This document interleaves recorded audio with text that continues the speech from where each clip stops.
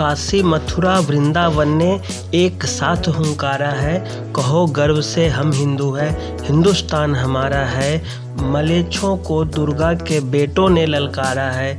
कहो गर्व से हम हिंदू हैं, हिंदुस्तान हमारा है। वे वैसे दिन थे 1990 का दशक, जब राम मंदिर आंदोलन चला कर रहा था।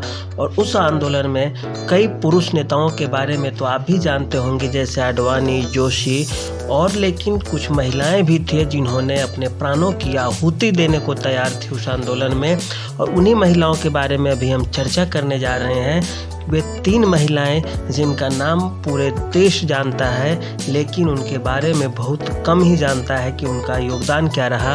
तो वे 3 नाम हैं वहाँ की मध्य प्रदेश की राजमाता विजय राजे सिंधिया, उमा भारती जो मध्य प्रदेश की मुख्यमंत्री भी रह चुकी हैं, और तीसरी है ऋतंभरा, साध्वी ऋतंभरा के नाम से जिन्हें जाना जाता है, विश्व हिंदू परिषद की कार्यकर्ता है। उन तीनों ने अपने जानों की बलि लगा दी। साथ ही साथ एक खंडवा एक जगह है मध्य प्रदेश में, वहाँ से जब महिलाओं का जत्था हुकुमदेव यादव के नेतृत्व में वहाँ से निकला था मध्य प्रदेश से, तो पुलिस ने उनके साथ जो कहा वो भी हम अभी यहाँ पे चर्चा करेंगे।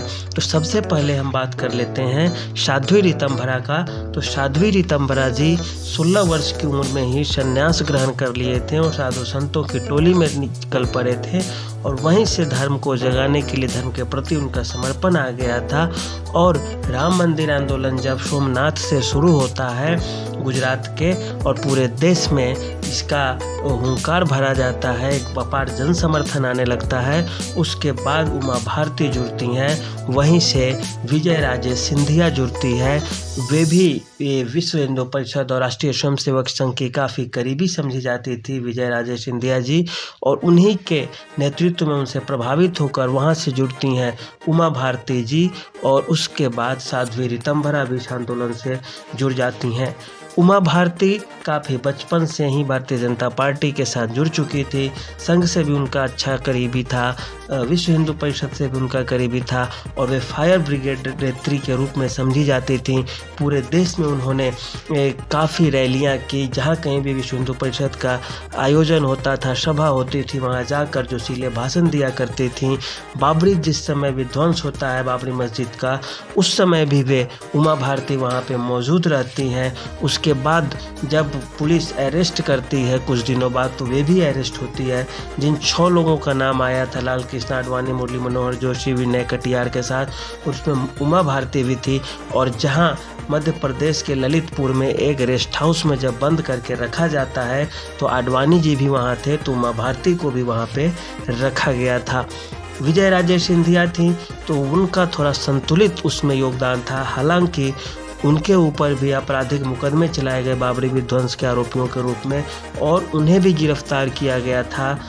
सुप्रीम कोर्ट में जब केस चल रहा था, फिर भी उनका नाम था विजय राजे सिंधिया जी का, लेकिन उन्हें मुख्य आरोपी के रूप में नहीं समझा गया, क्योंकि वे केवल मौजूद थी, कुछ उस तरह के भड़काऊ बयान नहीं दिए थे। इन तीनों में सबसे ज़्यादा जो नाम था वह थी साध्वी ऋतंभरा, क्योंकि उनके जो भाषण हुआ करते थे काफ़ी खून खौलाने वाले और भीड़ में आग लगाने वाले भाषण हुआ करते थे। उनके भाषणों से ही कार्यकर्ताओं में जोश आ गया था, और उनका जो 2 नारा था कि हम हिंदू हैं, हिंदुस्तान हमारा है, यही स्लोगन, इसे नारा बोला जाता है, कार्यसेवकों में जोश भर दिया, और कार्यसेवक अपने जान की परवाह किए बगैर मस्जिद की ओर बढ़ चले और उसका गुंबद तोड़ डाला, उसे नेस्तनाबूद कर दिया। भारत के इतिहास में यह घटना पहली बार थी। किस तरह से एक असंवैधानिक तरीके से एक बड़ी भीड़ और बड़े कार्यकर्ताओं का समूह अपने लक्ष्य को प्राप्त करने के लिए इस तरह के रास्ते अपनाने को तैयार था। साध्वी ऋतंभरा पर भी मुकदमा होता है। वे खुद बताती हैं एक टीवी इंटरव्यू में कि वे जब पुलिस उनको खोजती है, तो वे कभी खेतों में सोती थी, तो कभी खलिहानों का रास्ता देखती थी। कई बार तो जो पंप सेट लगा होता है खेतों को पानी देने के लिए, उन छोटे छोटे घरों में भी मोटर जहाँ लगा होता है उसमें भी छुप के रहती थी। इसके अलावा कई बार स्टेशनों पर रात बिताती थी, तो कभी दुल्हन बन जाती थी घूंघट नीचे करके कि पुलिस हमें न पकड़ पाए। इसी तरह की एक घटना है खंडवा से, जो अयोध्या के लिए ट्रेन चली थी, उसमें महिलाएं बैठी थी। आते आते ग्वालियर में पुलिस उन्हें रोक लेती है और उनसे कहा सुनी होती है कि आगे नहीं जाओ, क्योंकि अयोध्या में गोली चल चुकी थी, घटना घट चुकी थी। इसके बाद वे लोग नहीं मानते हैं। महिलाएं सीधे बोलती है कि आप चाहे तो आप हमें गोली मार दो, लेकिन हम वापस नहीं जाने वाले हैं। इसके बावजूद पुलिस से नोक-झोंक होती है और उन सभी को गिरफ्तार करके झांसी के किले के पास ले जाया जाता है, जहां से वहां के लोगों के द्वारा धीरे धीरे करके उन्हें राशन पानी भी पहुंचाया जाता है और लोग उन लोगों के प्रति समर्पण दिखाते हैं। तो राम मंदिर आंदोलन में भले ही आज की वर्तमान सरकार या राजनीतिक पार्टियां अपना ढोलक पीट रही हो, अपने योगदान को याद कर रही हो, लेकिन इन महिलाओं के योगदान को भी नहीं भूला जा सकता। और कैसे भूला जा सकता, पार्टी ने भी याद किया होगा। धीरे धीरे स्थितियां बदलती है। उमा भारती उस समय लोकसभा का चुनाव लड़ती है 1989 में और वे जीत कर आती हैं। उसके बाद भी कई सारे चुनाव होते हैं, जीतते जाती है। उमा भारती मुख्यमंत्री भी बनती है। केंद्र सरकार में जब मोदी सरकार आती है तो फिर जल संसाधन मंत्रालय भी उमा भारती को मिलता है।